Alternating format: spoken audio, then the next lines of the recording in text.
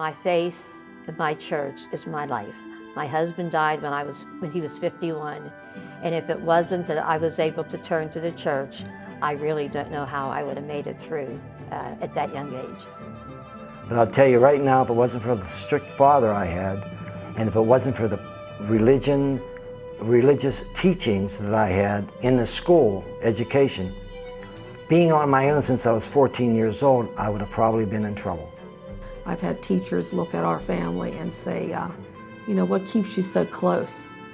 That going to church, I think being a part of the church parish family and making it part of our life and extending it to our children, I think that's the most important part of St. Joseph's to me.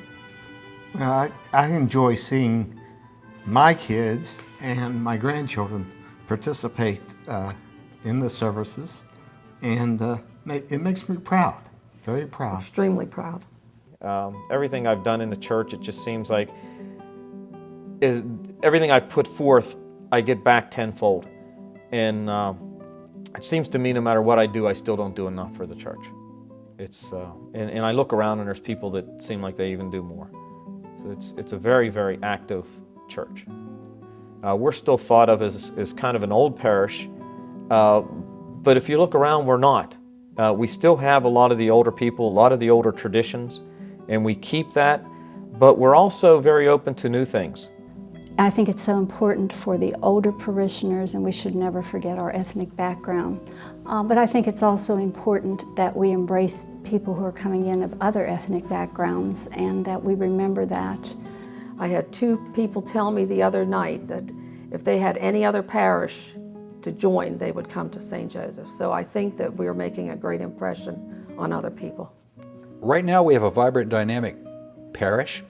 We have a parish where people come, where people participate, and I would lay blame for that at the fault of, or at the feet of Father Plebin. And I think Father Plebin came as a breath of fresh air to a parish that was having maybe some spiritual malaise, and now I see good things for the future. We can look to the future with joyful hope and see how we can all be parish together. The clergy and the laity working together and moving forward, just as our ancestors did 100 years ago. You know, it may sound a little cliche that church is more than bricks and mortar, but it's definitely true here at St. Joseph's. There's an overwhelming feeling of acceptance, of family.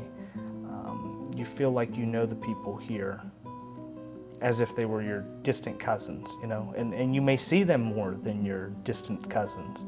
And I think that one thing that we can't miss here, it's the people of St. Joseph's that make the parish. This parish has certainly some of the greatest people, and I just feel that St. Joseph is the people, whether they're Polish, immigrants, old or young.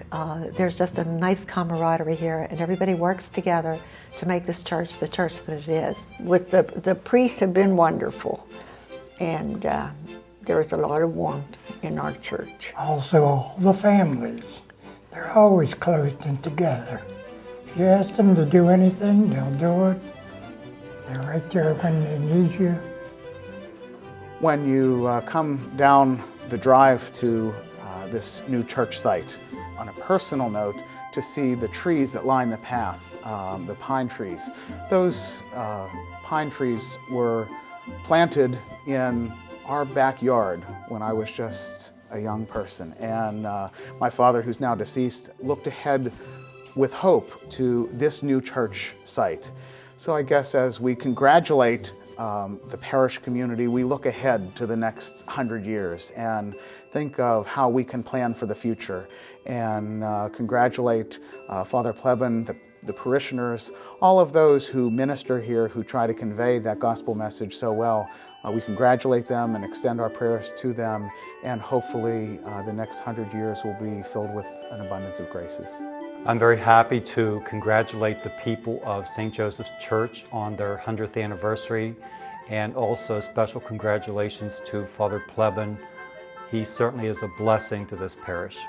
It is my great delight and my great hope that God will continue to bless St. Joseph Parish in Uniontown, Pennsylvania with many wonderful years of holiness, of happiness, and a firm foundation rooted in Lord Jesus Christ and His teachings. To always be a parish that is pro-life, pro-family, and also pro-vocation. So congratulations to all of the parishioners, and of course, once again, our wonderful pastor, Father Al Plebin, who has done a wonderful job. Might God continue to bless all of us as we do our best to follow the will of God.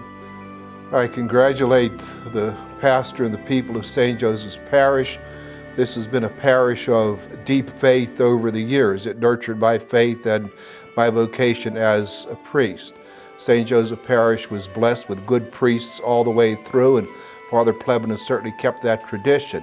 And it's always good to come back to St. Joseph's Parish and see that the faith is still here with the lay people as well. I pray that faith will last another 100 years and even more. May God bless this parish. May they keep that faith. And it really is a remarkable thing to remember and to reflect upon traditions and the heritage and the legacy that the people of God have in a particular parish. So to St. Joseph's Parish, I would like to extend my congratulations and wish them the very best for many, many years.